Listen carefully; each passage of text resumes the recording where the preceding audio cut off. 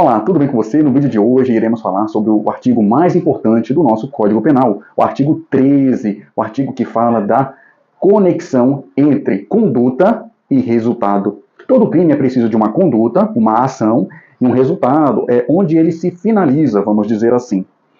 Pela teoria do crime, que começa no artigo 13 do Código Penal e vai até o 31, olha como é fácil de memorizar. Começa no 13, inverte 31. Ou seja, começa no 13 e acaba no 31. É a teoria do crime.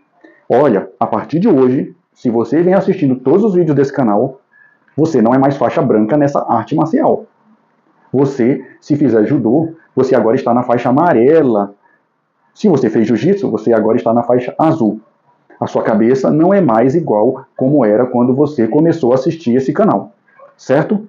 Ponha isso na sua cabeça. Tenho que, infelizmente, declarar que o nível agora também vai ser outro. Você agora já sabe se defender, já sabe cair, assim como numa arte marcial. Então, a pancada vai ser mais pesada. Sairemos agora do nível basic para o nível intermediário. Futuramente, iremos para o nível profissional.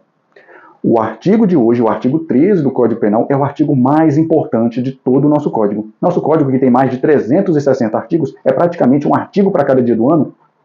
O artigo 13, para mim, no meu ponto de vista, é o mais importante. Vamos à redação do artigo 13 do Código Penal. O resultado de que depende a existência do crime somente é imputável a quem lhe deu causa. Ponto. Considera-se causa a ação ou omissão sem a qual o resultado não teria ocorrido.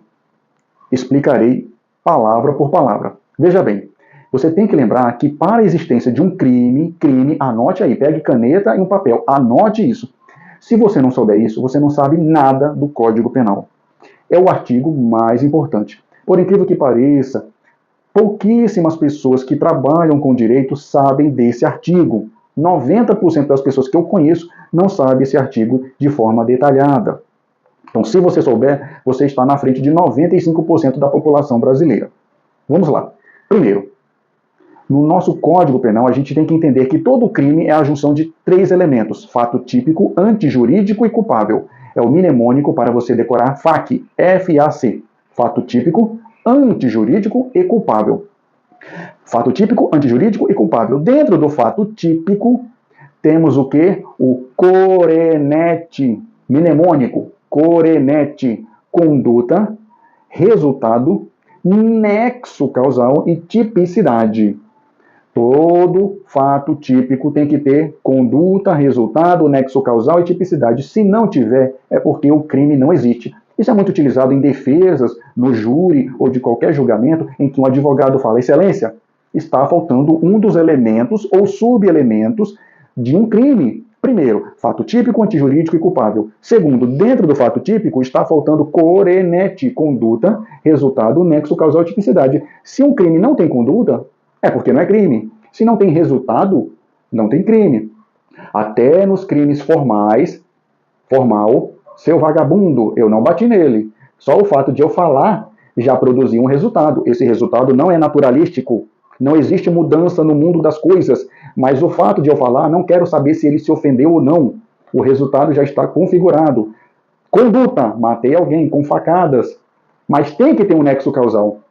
O artigo 13 fala do nexo causal, que é o que detalharemos, destrincharemos, dissecaremos, veremos nos seus pormenores agora. Repetindo, no artigo 13 tem a seguinte redação: o resultado, conduta, resultado, o resultado, vírgula, de que depende a existência do crime, ou seja, tem que ter um resultado para ter o crime. O resultado de que depende a existência do crime, vírgula, somente é imputável, somente é aplicável, somente é imputável a quem lhe deu causa. A causa é o que vem antes. O empurrão, a facada, o soco, o tiro, foi por causa do tiro, por causa do meu empurrão, por causa da minha facada, por causa do meu cuspe na sua cara, é que você ficou ofendido, você caiu, você tropeçou, você morreu. Foi por causa da minha grave ameaça com uma arma de fogo que você me deu a sua bolsa no roubo. Então a causa, tracinho, resultado. Causa, tracinho, resultado. É por causa de algo que alguém morreu, por causa de algo que alguém se feriu, que alguém caiu. Ah, entendi. A causa ela vem antes. Repetindo, o resultado de que depende a existência do crime somente é imputável a quem lhe deu causa, por causa de alguém. Ponto. Considera-se causa, agora eu vou explicar o que é a causa. Considera-se causa para o nosso Código Penal no artigo 13, toda ação ou omissão, a ação de fazer ou a omissão, por exemplo, a omissão de socorro, é uma conduta de deixar de fazer. A omissão de socorro, certo? Considera-se causa a ação ou omissão sem a qual o resultado não teria ocorrido.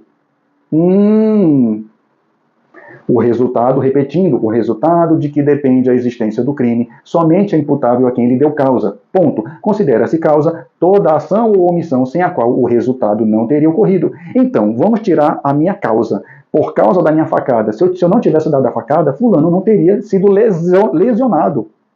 Se eu não tivesse empurrado, fulano não teria caído. Se eu não tivesse dado tiro, fulano não teria morrido. Se eu não tivesse ameaçado, por causa da minha ameaça, fulano não teria me dado sua bolsa, seu dinheiro, num roubo.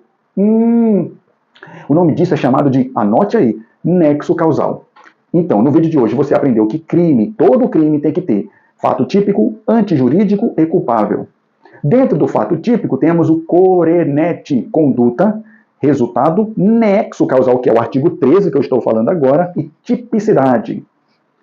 Corenet. O nexo causal que nós adotamos no nosso Código Penal é o TEAC, TEAC, é um mnemônico, anote aí. O que é esse TEAC? TEAC é teoria da equivalência dos antecedentes causais. Eita, que negócio difícil. É isso mesmo. É por isso que esse artigo é o mais importante. Nós adotamos a teoria da equivalência dos antecedentes causais. A causa vem antes. O que a gente quer dizer com essa teoria?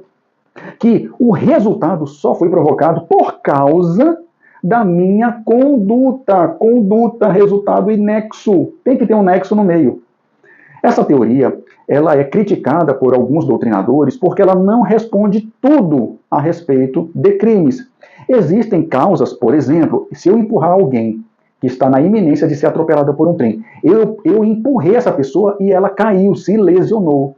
Ou ela só se lesionou por causa da minha conduta de empurrar. Então eu, por essa teoria, devo que ser criminalizado, porque teve uma conduta, um resultado, um nexo do meu empurrão e a tipicidade, lesão corporal grave ou leve.